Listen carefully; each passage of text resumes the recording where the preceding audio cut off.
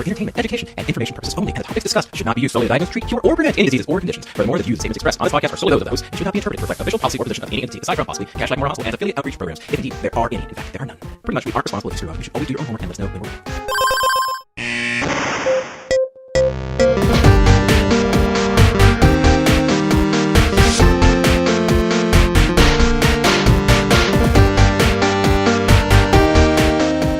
Welcome back to the Curbsiders. I'm here with two co-hosts. I will let them introduce themselves. Leah, are you here? I'm here. Hi, Matt. My name is Leah Witt, and I'm a new assistant clinical professor in geriatrics and pulmonary medicine at UCSF. I'm really excited to bring this episode to you. And you've been on shows. Before. I think you were involved in the COPD show and then the Gericiders episode, which was a very popular one. That's right, our spin-off, the Gericiders. And Shreya Trivedi, want to introduce yourself? Hey. Yep, I am now a general internal medicine fellow at NYU, and I have been super jazzed up for this episode for like the last week. It's been keeping me going, so I'm super happy to be here. And we also I don't think I said super enough times. You could say it as many times as you want. And Nora Toronto is a chief medical student at the University of Chicago who is our producer for this episode. I'm not sure. Nora, are you still with us on the call? I am. Can you hear me okay? Yes. Thank you so much for all of the hard work and you helping us with booking guests and all this stuff for this episode. So thank you. Of course. It's a pleasure. Stuart and Paul could not join us. We're recording at a different time than usual, but Shreya and Leah are going to be our fearless leaders for this one. Shreya and I might be less familiar voices to you, and that's because this week, the Curbsiders women have infiltrated the podcast to bring you a topic that we're really passionate about, gender disparity among physicians. Today, we'll be talking to an expert in these issues, Dr. Vinny Arora from the University of Chicago. And don't fret, our male curbsider colleagues haven't disappeared. This is an issue that needs to be addressed by all of us. So we're going to start out by dissecting our own show and let you in on some of the conversations we've been having about gender parity on our podcast. And then we'll delve into a case of a cash-like intern making her way in her early career. And we hope this first episode will be one of an ongoing series that'll address workforce gender issues, but we'll need your feedback. Our voices are not fully representative of the many challenges faced by not only women physicians, but also other underrepresented groups. So it's critical that we lift up all of those voices and we hear from you about your perspectives. Please contribute to our community through this conversation on social media about your experiences throughout the Curbsider audience. So let's get started. So I'm going to introduce our guest today. It's Dr. Vinny Arora. She's an academic hospitalist and professor of medicine at the University of Chicago. There, she also serves as Assistant Dean for Scholarship and Discovery and as Director of GME Clinical Learning Environment, an exceptional example of a woman in medical leadership. Her interests include improving the learning environment for medical trainees and the quality, safety, and experience of care delivered to hospitalized adults. She's also a social media superstar and can be found tweeting at Future Docs. So first of all, Vinny, thank you so much for joining us. We're so excited to have you. This is our first Women in Medicine podcast. And over the weekend, the Curbsiders tweeted out kind of a 8-part tweet about our own endeavor to make our guest selection diverse and to help people, listeners think through a lot of these women in medicine issues. And it was really well received. People were really excited about it. Yeah, I saw that. I retweeted as well. So it was great to see you guys on Twitter and getting some pickup. And I'm honored to be here. Thank you. So we can start with our get to know you questions. We always ask our guests to give us a one-liner to describe yourself. Great. I noticed that the example used your age, and so I'll just say I'm an over 40 middle-aged faculty member at the University of Chicago, and I am a wife and mom of one, and I have an addiction to Star Wars and science fiction, which is a disappointment to my husband, and also generally bad movies as well, so I will borrow from the example there. Too bad Paul's not here to recommend his, movie choice of the week, which is, questionable. But he only watches the good stuff, Shreya. He's a bit of a snob about it. Sorry, Paul. Oh, he's not going to like this then. I watched the movie Gone recently, which had 11% on Rotten Tomatoes, which was of great dismay to my husband, but I got into it. So you liked it? I did. I kind of like sci-fi and horror. It's, a good scare is always a good thing. So. I'm very much the opposite. But all right. So our next rapid fire question for you is, quick question. Is it okay if we call you Vinny for the rest of this podcast? Is that we established that? Yes, absolutely. Okay. Sorry. So Vinny, can you tell us what your quote unquote women in medicine moment of awakening was, if there was one? Absolutely. I should actually say that it's interesting because I would have not considered myself a champion of women in medicine. So I'm sort of an accidental champion, if you will. And my moment of awakening really came after my maternity leave. And I was, going up for promotion here and had looked into some of the gender equity around salaries and was kind of shocked with how far I had fallen behind, given that I actually didn't pay a mommy tax. I had my daughter relatively late. So it was interesting to me, like why did I fall so far behind? And, if it was all these papers about, well, moms work less hours and have more domestic work. And while that's all problematic in other ways, I didn't have that problem. So I was kind of curious, like, what led to that? And then I was asked to review a paper by Rita Redberg, who's a very prominent woman editor at cardiologist and JAMA Internal Medicine. She asked me to review a paper on gender disparities in gender pay by Anupam Jena and group at Harvard, which used really very large publicly available data from public universities to look at this question.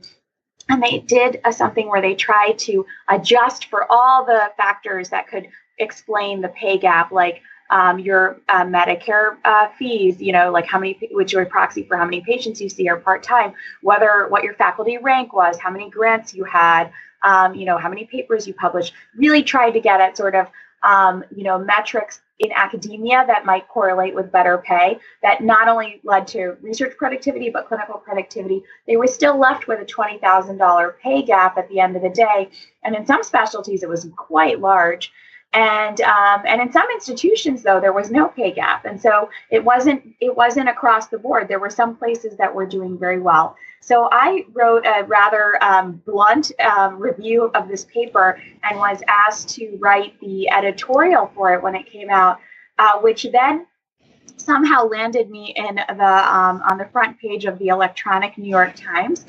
Nice. The co-authors of the paper that I commented on were all male, and so they were really looking for a female voice to amplify about this issue. And I think part of my awakening was that when I was reading the paper, it was like, well, this is me. I'm this faculty member that has all the grants and papers and, have achieved what I wanted to achieve, but I'm still falling behind. Why is that? And so in the paper, I posited a few reasons, including the idea of gender inequity based on the fact that there's this, there's always this issue about like, oh, do women not negotiate well, et cetera.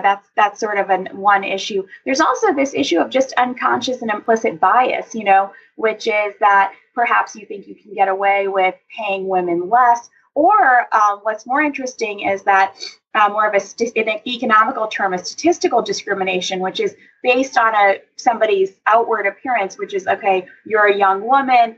When you're negotiating, you're like, well, this person's probably going to go on and have kids, and so money may not be important to them. And so those are the kind of things I wrote about, which I think got a lot of attention. So that was really my moment of awakening in this space. I think this podcast is going to be my moment of awakening too. No, actually, mine would be when I joined Twitter and started doing the show. People started to write us. Our first 13 shows, we had men as guests, and my first two co-hosts were both men, and that was not for lack of trying. It just that's the way that it turned out, and then listeners pointed it out to us, and so this is probably since like the first 6 months that we started the show, I have really been conscious about trying to get both women and men as guests for the show, and it's been it's still been majority men. And that's sometimes when I would go to societies early on, we were just emailing societies and saying, hey, do you have a speaker for this topic? And a lot of the times they would recommend a man. And then a lot of the times when I would reach out to people, if they were women, they may or for whatever reason would either not respond or just not end up doing the show. So I think we're becoming much more successful. And with this Twitter thing now, I mean, we have like hundreds of promising leads. But I wanted to ask you, so if you had to go back to the beginning of your career and take it from the beginning, are there things you might have done differently now that you know what you do about some of the struggles you went through that you were just kind of pointing out? Yeah, I thought about this question a little bit, and I think that the advice I would have given my younger self, which sounds odd for people who know me, would be to be don't afraid to be bold. And I actually think that the reason that might be surprising is I think some people think I am fairly bold and speak what's on my mind. But I think that, there's always this, question of caution when it comes to your personal and professional life, and how is that going to merge together? And, I was a single chief resident, so I didn't get married until my mid-30s. And so I was always kind of like, cautious, like, well, do I take this big job, or do I make a move, or do I wait for my personal life to settle out? And when I think about those things, I don't think that those are the types of decisions I see young men be really thinking about. And so my advice to younger women now, and people who certainly remind me of myself, is don't afraid to be a risk taker and be bold, because in that early trajectory of your career, you can do it. It's a little bit later when you're cemented and grounded, and have a thriving career and family, to be as bold as you want to be, because you have other family responsibilities and things like that to tend to, as well as, it's a delicate dance of like, where you're going to live, how are you going to balance your life with a spouse who is also possibly likely has another career. So I think those early days, I look back and I think, was I as bold as I could have been? And did I take the biggest risks that I could have taken? And so that would be my one piece of advice for folks. I was wondering those questions as I was walking here, in this delicate balance. So I genuinely appreciate hearing that advice. All right, let's switch gears to picks of the week. So my pick of the week, I can't remember if I mentioned this on the Joel Toff episode 88 podcast. It might have got cut out because that episode went way too long. But it's a women in medicine chat that happens on Sundays at 9 o'clock. It might actually be changed to 8 o'clock, but it's been a wonderful community of women from all walks of life in medicine and all levels of training, and incredibly supportive community. And I think something I didn't know I really needed until I experienced it. And so I definitely encourage you guys, it's both for men and women, to check it out on Sundays. Thanks, Shreya. My pick of the week, my pick of always is Beyonce and the Carters. Jay-Z and Beyonce just came out with a new album together. So I've been listening a lot to their album, Everything Is Love. And my favorite song on the album is Boss. But that is not my pick of the week, because my favorite Beyonce song of all time is Flawless, which samples Chimamanda Adichie's TED Talk, We Should All Be Feminists. If you haven't listened to it, you should go listen to it. Some of my favorite lines are, we say to girls, you can have ambition, but not too much. You should aim to be successful, but not too successful. So listen to the song and then watch the whole TED Talk and be blown away and inspired. My pick of the week is actually an interesting conference that I'm going to be going to later this evening, which is called the Women of Impact. And the Women of Impact is a 501c3 organization that is really dedicated to promoting women leaders in healthcare in all sectors. And I was really fortunate to join this group 5 years ago at its inception. And so it's going to be great to be able to celebrate that anniversary as well as welcome some of the new members and sort of think about legacy and sort of what do we want to give back and how do we want to inspire the next generation of women leaders. My pick of the week is a TV show, the TV show that I think has made me laugh the hardest in probably the past couple years. It is by Tina Fey, who did 30 Rock, and she produces this show. I imagine she might have something to do with writing it because it seems to be the similar, like very silly, ridiculous sense of humor. So the Unbreakable Kimmy Schmidt is Ellie Kemper, she played Erin on The Office. And on this show, she's a woman who was recently released from a bunker where she was held prisoner with a couple other women for 15 years. And now she's like released into New York City, and she had never been there before. She was from like Indiana. And it's just a hilarious show. She lives in a sideways tugboat with her roommate who is obsessed with wearing capes, and it's a really fun show. Some of the funniest lines. I don't know how they think to write some of this stuff, but I highly recommend it. It's on Netflix. Awesome. All right, so let's get started with our case. Do you want to start, Treya? Yeah. So this week we're flipping the script. We're going to focus on our house staff at Cashlack Memorial, Dr. Beth Blackwell. Leah, take us away. All right. So Dr. Beth Blackwell, she just graduated with honors from Cashlack's super prestigious medical school, and it's her first month as an intern at Cashlack Memorial. She's exhausted from cardiology night float service, and she thought the most challenging part of her training would be the workload, but she's starting to notice an additional burden of gender-related issues, which she didn't notice much in medical school. In spite of introducing herself as Dr. Blackwell, she finds that patients often do not assume that she is their physician, but instead a member of the team in training or a nurse. In fact, she just ran her first code, and afterward the nurse asked her male third-year medical student if she was the code leader. All right. So this unfortunately hits a little bit too close to home, but let's start general. Vinny, if you can set the stage for us, speak to kind of how these gender disparities vary across different segments in training.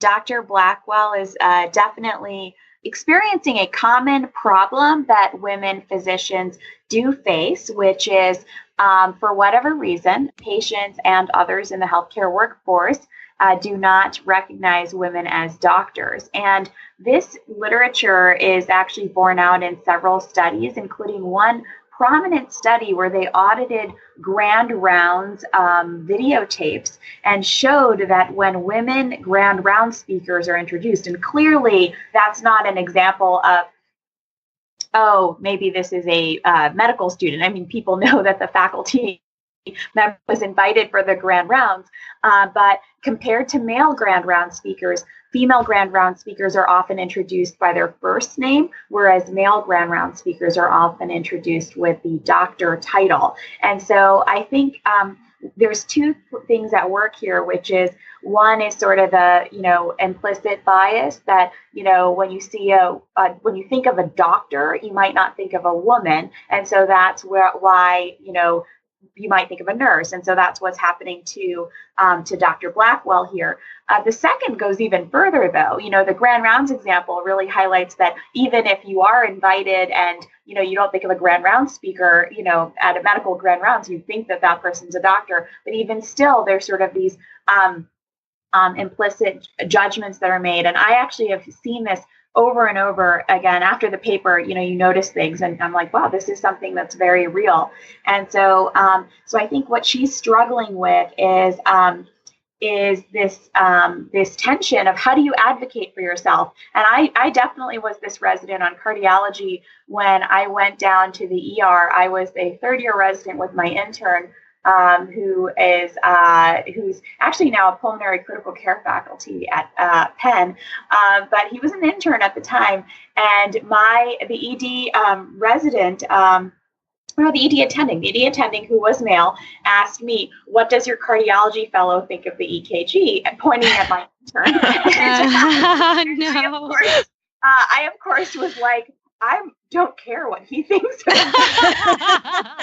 I'll talk to him about it after, given that it was first cardiology rotation in the first week of August of his intern year. I respectfully corrected him and said, I will be communicating with my cardiology fellow, who's now actually a cardiologist and was a female over the phone. So this does happen. And sometimes you can make light of it. And that's what I did. I made light of the situation. Other times you have to really advocate for yourself and correct people. And there is a line there, because I think one of the things you struggle with is, as a female, you are aware that there are sort of gender lines around how people think you should behave, and sort of, women should be polite and sort of, more acquiescent and, not as confident. And so the challenge can be when you sometimes have to cross those lines to advocate for yourself.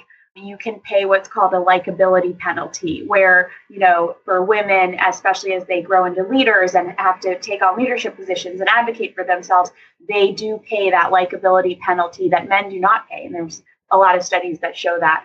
So I think the question is, how do you kind of finesse the line? And perhaps some of the things that can always be sort of like, how do you really establish a culture where this is not happening? And so this isn't going to be a one person against everybody. It's really going to be, how do you bring this issue to light with the chief residents, for example, at Cashlack, the program directors, and say, how can we do this? How can we make this better? How can we post our pictures?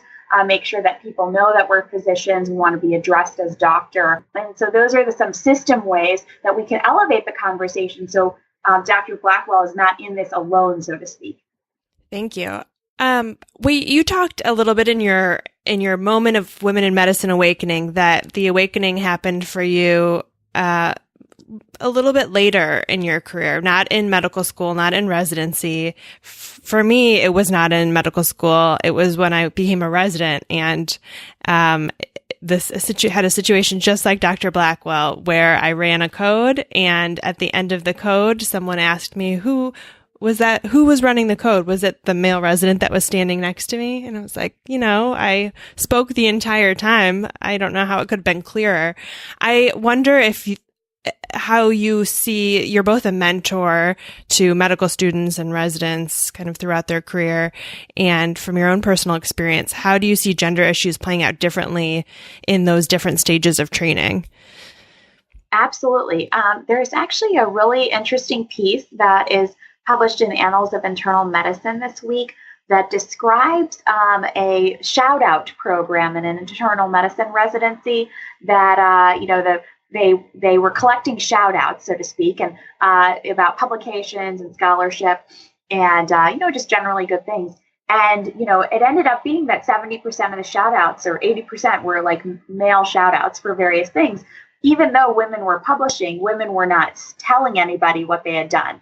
And that got a lot of attention on Twitter. And I was really I read it. And actually I was like, wow, this is really stunning, because this is happening so early in training, but this carries with you as a faculty, which is, if you don't start advertising and start advocating for yourself, who's going to know that you won an award or got a grant as a faculty? And a lot of times I see women, they rely on the system to just figure it out. Oh, why didn't my section chief congratulate me about this thing? Well, they didn't know, but probably another colleague who, because of just differences in personality, a man might have mentioned that, I got an email. Thank you for supporting me for this letter. I got this opportunity. So one of the things that I've advised people I mentor is to be vocal about, when certain things happen in your life that people need to know about. And if it feels awkward to advertise your own accomplishments,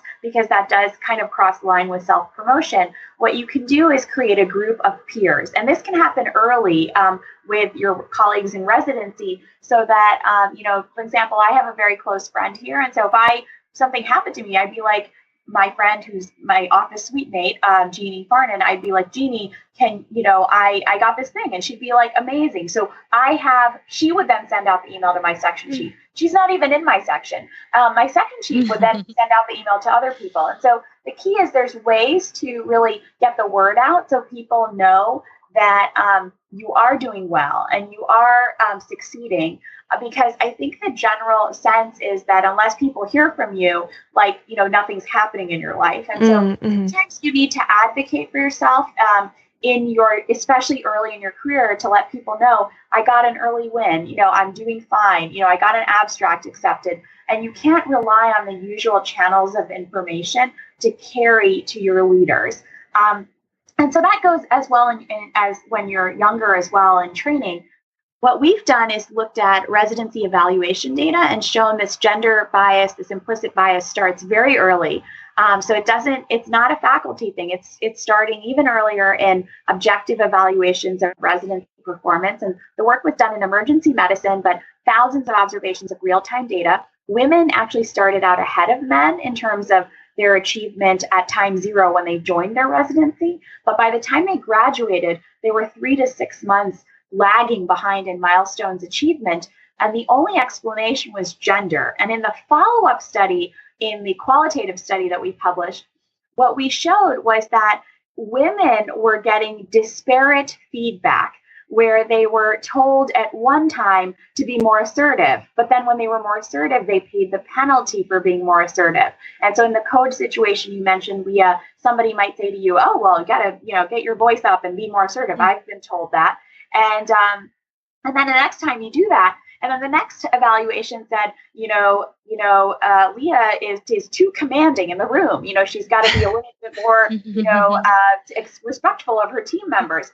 And so that's the disparate feedback that women are receiving when they're trying to live up to their role of a team leader, whereas men are often given coaching advice, where it's like, great job, but here's how you could have done better. Look forward to next time. And so literally these are the quotes that we're seeing women and men are getting. And what's interesting is they're getting them from both women and men. So it's not that, being a woman faculty guards against this bias, but you sort of have had to pay this penalty and you pay it forward, so to speak. So I think one of the things we really have to do to help advise women, trainees especially, is to be cognizant of the fact that these biases are at play, and that they need to really ask for feedback much earlier, make sure that they are in line. But this isn't just going to be a trainee problem. This is a faculty development problem where we need to really let our evaluators and mentors know that in the workplace, this is a problem, and we need to get, really get to the root of this problem. And so that's why studies like this are important, because while the gender pay issue gets a lot of attention, if this thing is starting so early in residency, it's affecting performance. You can imagine that somebody could argue, well, the woman performed lower than the man, and so I'm going to reward that later. And so, it's a vicious cycle. So you've got to start at the root of the problem. And so I certainly think yes, we have to fix the gender pay issue, but if we don't fix the training evaluation issue, then we're always going to be left behind, because we're going to always see this bias play out. That's that fascinates me, the double standards, and it's so clearly played out in so many situations. And I think, the more so to really speak to the fact that it's not just men, it's also women. And I think Esther Cho wrote in the end of that article, she herself realized that she also did it. And I was really proud that she was speaking out about it, and hopefully more women can also see if they are kind of doing the same thing. We were honored that she wrote the editorial for our work, so that was exciting. Oh, that's what I read then. Okay. And this is a big reason that I thought this was an important show to do, because many of us in the Curbsiders are either trainees or training trainees and medical students, and we need to know how that we can fairly and effectively mentor people and write letters of recommendation and write evaluations.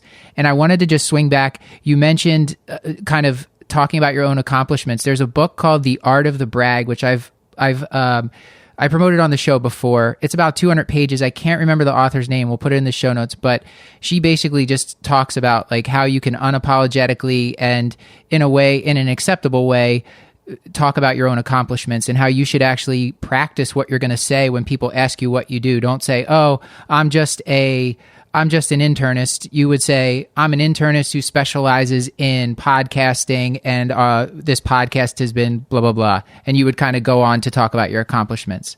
So I think that book is really useful for men or women in medicine. That's great advice. Some of the best advice I've ever gotten about writing a bio sketch was to write it so that it makes you uncomfortable with how kind of braggy it is, and then show it to somebody else. And for most women, I can't speak for men, but for most women, it's fine. It's totally fine. It's like it's very uncomfortable a little bit tepid. to write it down. Yeah. Right.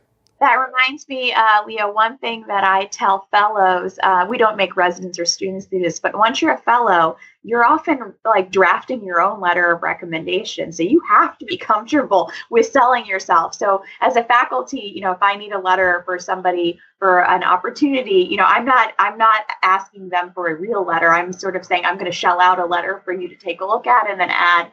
And so you need to, and that faculty is just as busy as you are. So you need to help them highlight, well, what is it that is so great about you for this experience? And so that's a useful skill to have. Awesome. All right. So let's move on to Dr. Blackwell.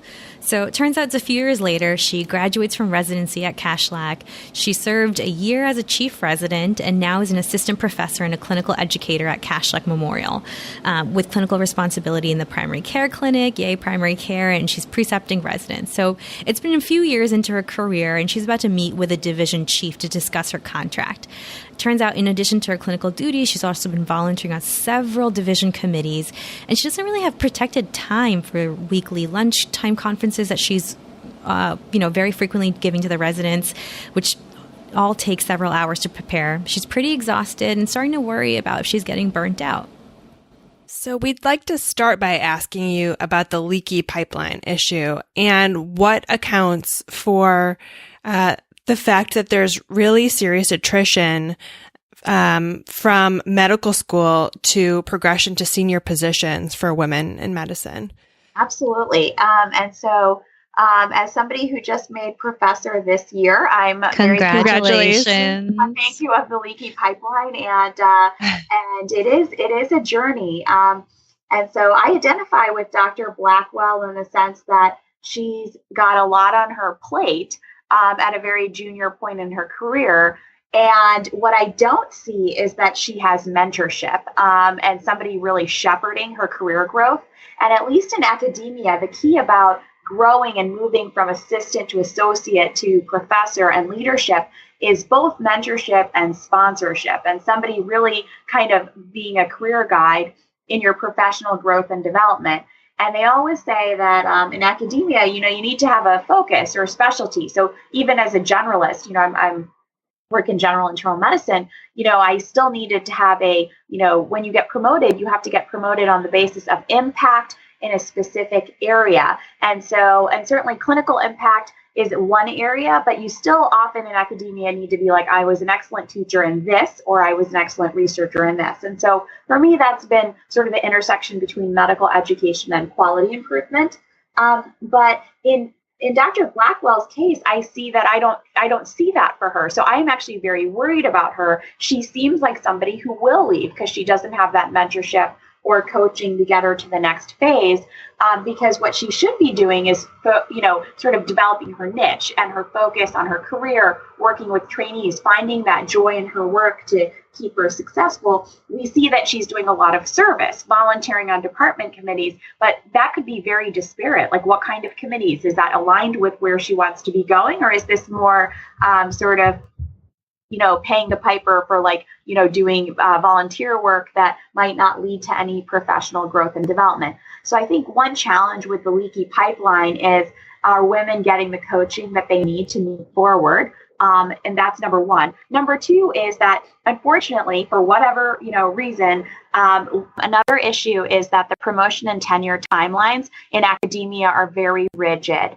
and they're not flexible, and they happen to overlap with women's childbearing years. And nobody seems to want to talk about this, but I feel like, we need to just get this elephant in the room out there, which is that, there's no good time to have children. And if women want to have children, do you have them during residency? Do you have them during fellowship? And obviously, some people are not married at that time and don't have partners. And then, we see a lot of women starting families in their early faculty days. And that can be a real recipe for burnout unless they are plugged in with a mentor and a coach who understands that they're going to need to focus their time very strategically in projects that are going to go well, that are going to advance their career. And so I think that's a challenge that women face.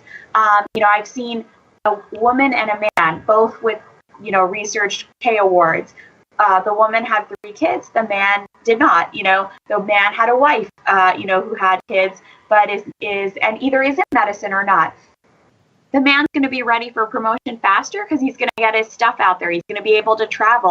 I mean, there's just the physical demands of taking time off, is going to sort of change your timeline a little bit on your accomplishments. And I am really sad that people don't talk about this more often. This is something that is, not encouraged. People don't encourage talking about it because they're almost afraid to talk about it. When in fact, this is actually one of the reasons why women leave the academic workforce, is that they don't see role models who can make it happen, both professionally and personally, or they don't think that they have the support from their leaders to make it happen.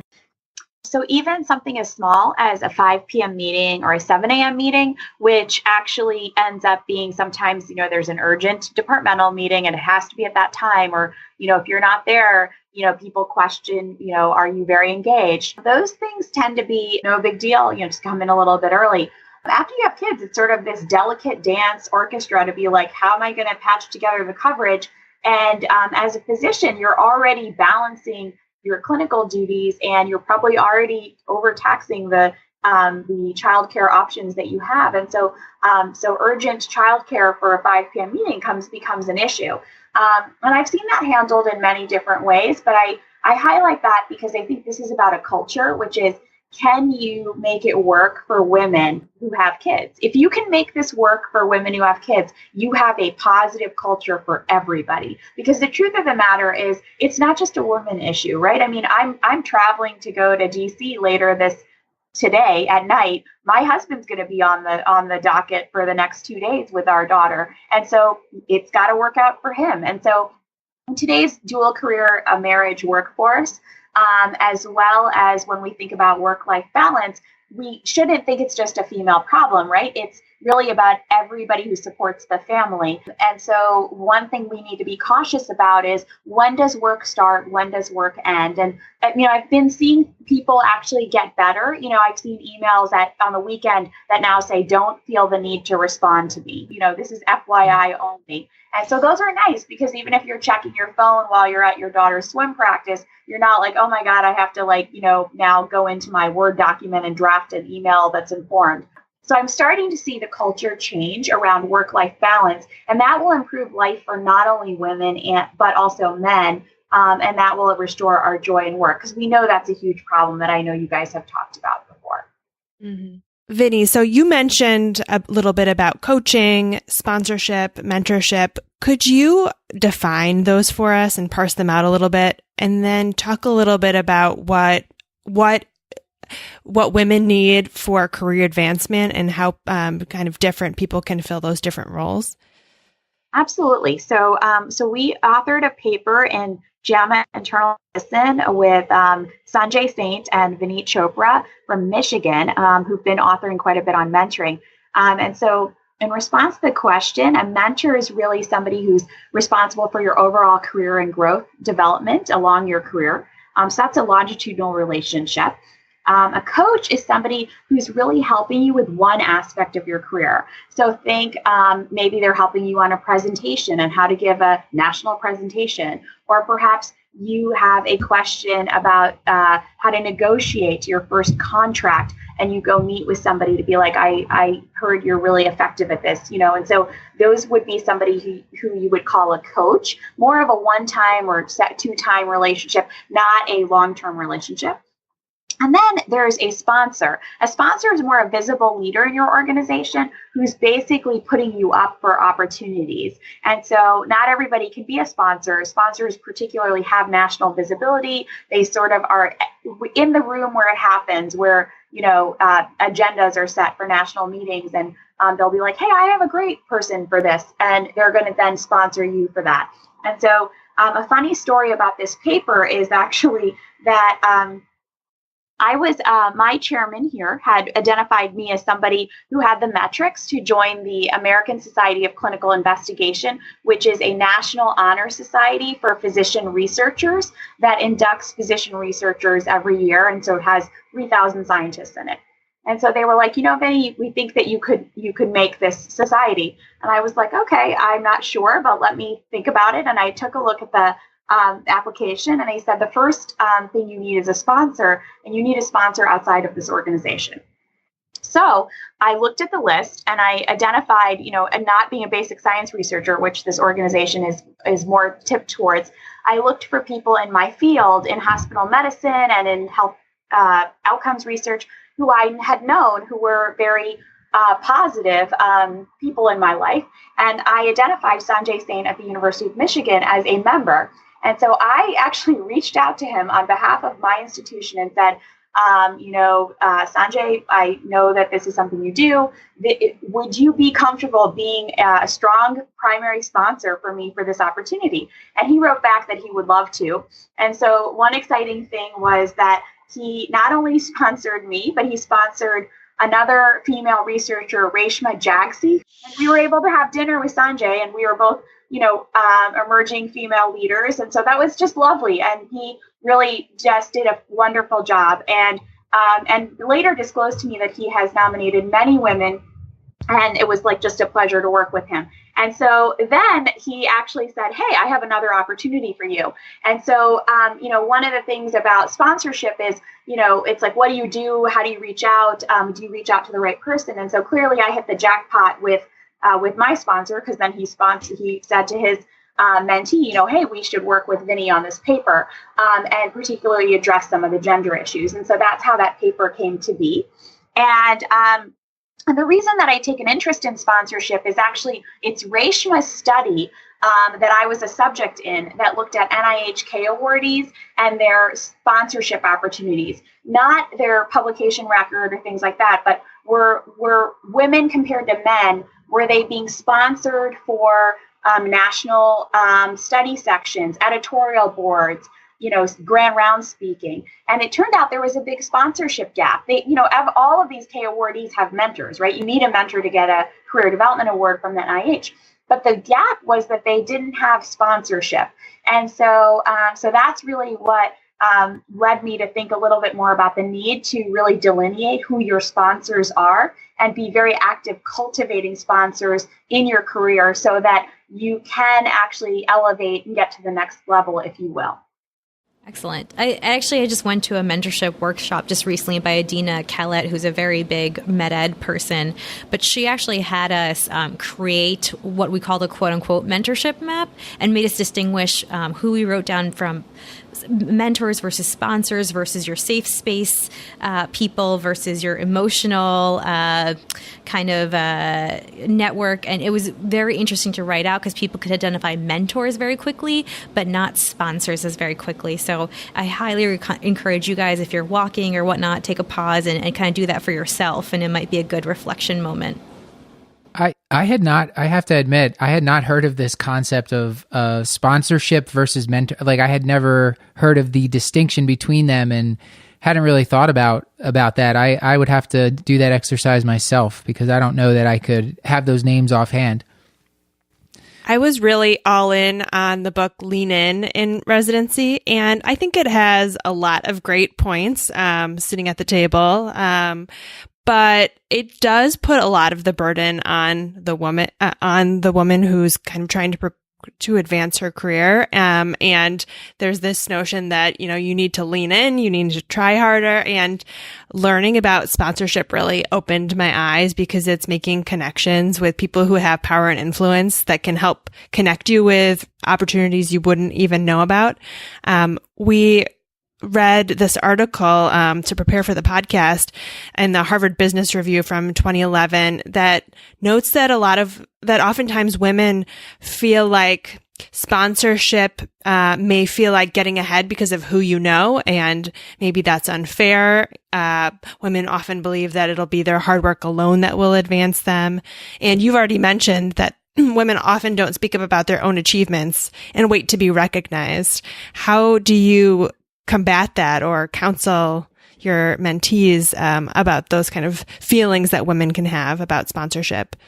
Well, certainly, I think that really good mentors also can help sponsor, right? So it's not that, you may not have early in your career, your mentor may be your sponsor, right? So it might be that your mentor is like, oh, I nominated you for this opportunity or this training award. And so as you get older in your career, those folks tend to differentiate.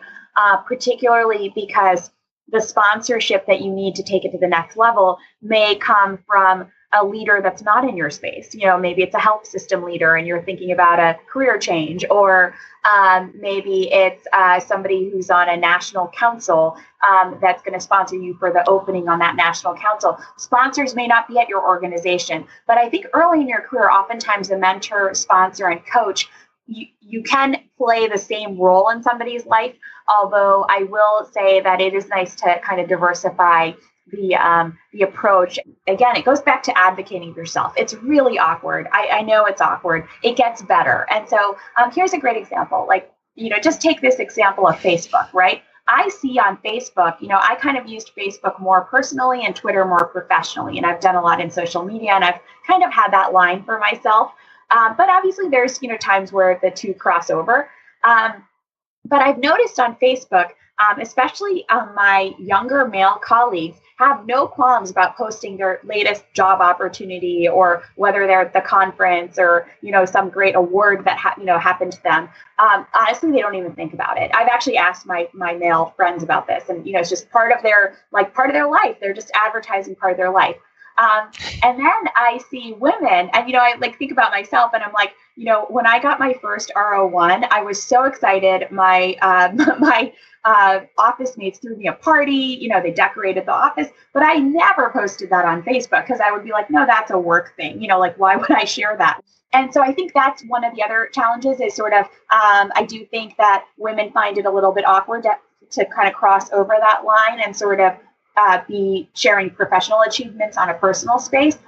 And I can't say that's a gender thing, but in my experience, I have seen more men do it than women. Having said that, then I've talked to other women, friends of mine, and they're like, Vinny, how come you didn't post this on Facebook that this happened? And I was like, I don't know. Why would anyone be interested? And what you realize is that's really your family. It's your community and your family. And so I started to try it out. And, it sounds odd at first, but I posted that I posted that I was inducted into ASCII with a picture of Sanjay Saint and, all of the other folks that got inducted, including Reshma. And, people were so supportive. It was like, wow, people are interested in knowing that you're succeeding. And I posted when I got professor. And again, people were like, this is amazing. Thank you for supporting this. And I realized that it's almost like you have to rethink about yourself as a role model and highlight to people because they wouldn't know, who would know that I made professor if I didn't post it, right? Maybe they would have seen it in the Department of Medicine minutes, but doubtful, Who reads? So, right. So it's sort of like, what you realize is that social currency is very important, and highlighting your achievements is just as important to your friends and family. And I see this with my husband. My husband is the first to tell his parents or our family is like, oh, I'll be, I've got a press mention in the New York Times. And I was like, I don't even like tell anybody that happens, And so, why is that? Well, I sort of feel like people will read it and they'll find out.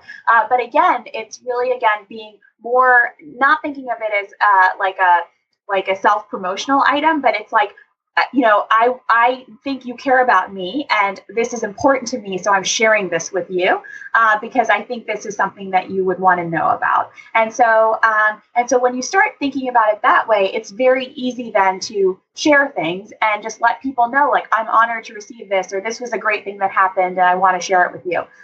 It's changed the way that I approach some of my social posting, but I highlight that to say that again, if you do not advocate for yourself, nobody's going to know. And there's always the friends, and I always have friends who are able to highlight accomplishments. And I certainly do the same. Like if my friends get an accomplishment, I will blast that out to everybody. But at the end of the day, really about networking, it is putting your best foot forward.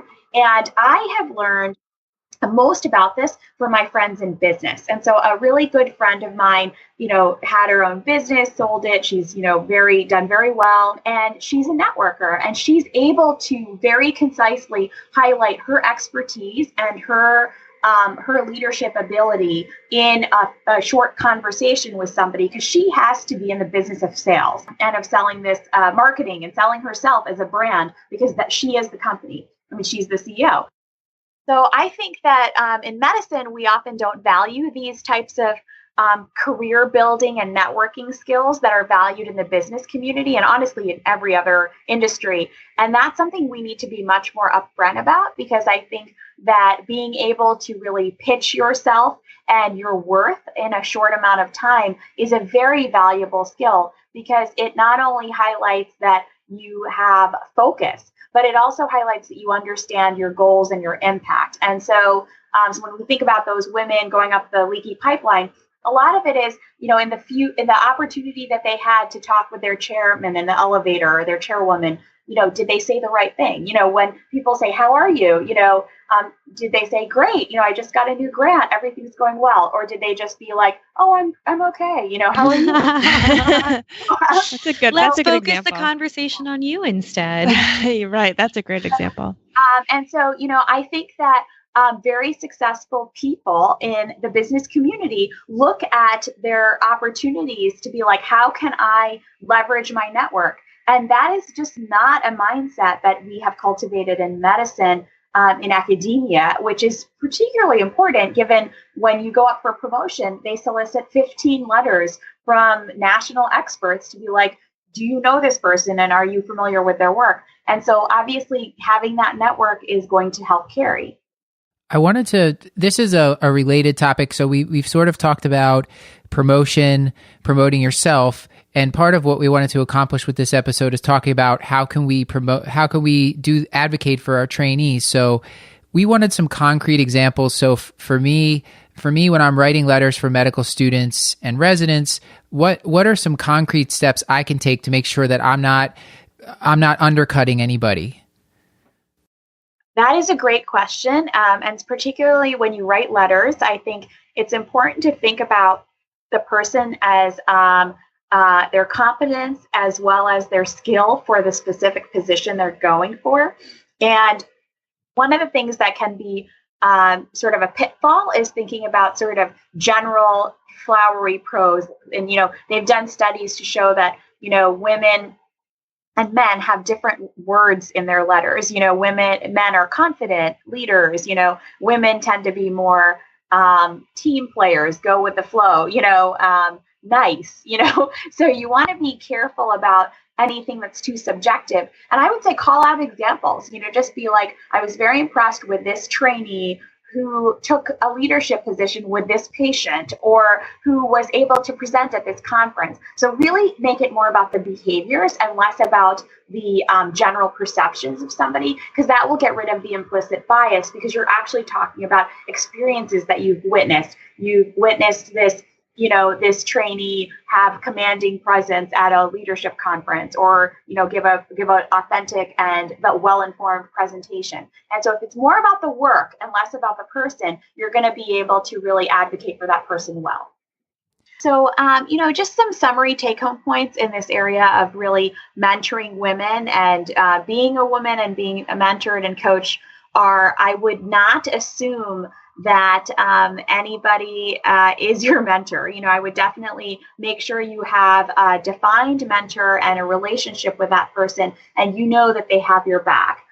The other thing I would think about is, don't sink all your eggs in one basket. And so, everybody has a different agenda. And so it might be that your mentor is like, I'm really focused on your research career. And you may be like, well, I'm doing research now, but I'm really thinking about leadership later. So that's when you're like, well, do I get a coach or a sponsor to think about, well, I'm really interested in leadership. How can I go to a leadership conference or get some experience in that area? And so I think diversifying your deck is really important.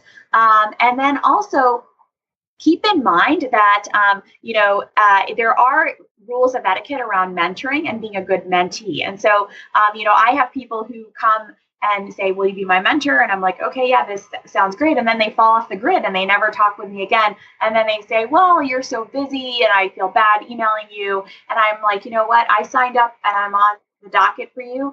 And of all the emails I get, I want to hear from you. And so, one of the things to keep in mind is that you get what you put in, And so if you're a mentee, you really want to help that you're aligned with your mentor and figure out how is it you can get the best advice from your mentor and do collaborative work together so that you're not really thinking about this as like, I can't talk to my mentor. They're never around. So I will say there's a wonderful set of papers on mentor and mentee malpractice that actually Sanjay Saint and Vineet Chopra have authored. And they're humorous and they really get at the key problem, which is a communication problem. How do you make sure you're aligned and set expectations around mentoring? And that's it's even more important with gender issues because, perhaps you have a male mentor. It's not uncommon to have a male mentor as a female mentee. And maybe you need somebody else on your team to address those work-life balance issues because that's not going to come from your mentor. So that's going to be a coach who's maybe your section chief or another prominent woman, a dean in the medical school, somebody else who can actually advise you on these issues. How do you advocate for your salary? So that's where I think coaching really comes in, where you don't necessarily need them at all times, but you need them at those pivotal transition points to be like, how can I get from point A to point B? I'm so impressed. I feel like I have now a bigger crush on Vinny, and now I'm just like slightly more fangirling. I think everybody on this call is going to be a lot more successful now here if we put this into practice anyway. And our listeners too. Yeah. Wonderful. I'd love to hear that. All right. Thank you so much, Vinny. Bye. Take care. Bye-bye. So with that, please let us know what your thoughts are on this episode. We'd love to hear your feedback. We have many more topics we'd like to delve into, from sexual harassment to discussing gender disparity by other identities, including race, ethnicity, and LGBTQ plus identity, and balancing our personal lives and careers, as inequity is not only at work. So tell us what you're interested in. We look forward to hearing from you. So this has been another episode of the Curbsiders, bringing you a little knowledge food for your brain hole. Yummy. You can find show notes. That was delayed. Sorry. You can find show notes with links to any articles, books, websites, or apps mentioned on the show at thecurbsiders.com/podcast. You can also sign up to receive our weekly mailing list with a PDF copy of our expertly done show notes at thecurbsiders.com/knowledge food. We are committed to providing you with high-value, practice-changing knowledge, and to do that, we need your input. So subscribe, rate, review the show on iTunes, or send us an email at thecurbsiders@gmail.com. You can recommend a future topic, or tell us what you love or hate about the show. And finally, you can follow us on Facebook, Instagram, Twitter at The Curbsiders. Until next time, I've been Dr. Shreya Trivedi. I've been Dr. Leah Witt. And this has been Matt Watto. Good night. Thanks to all of our producers for this episode: Sarah Phoebe Roberts, Hannah Abrams, Nora Taranto, Molly Hubline, Beth Garbitelli, and to our whole Curbsiders team who helps keep the show running. Hannah R. Abrams runs our Twitter, Beth Garbitelli is on Instagram, and Chris the Chew Man Chew is on Facebook. Thank you and good night. I hope I said those last names correctly. I think they were close enough.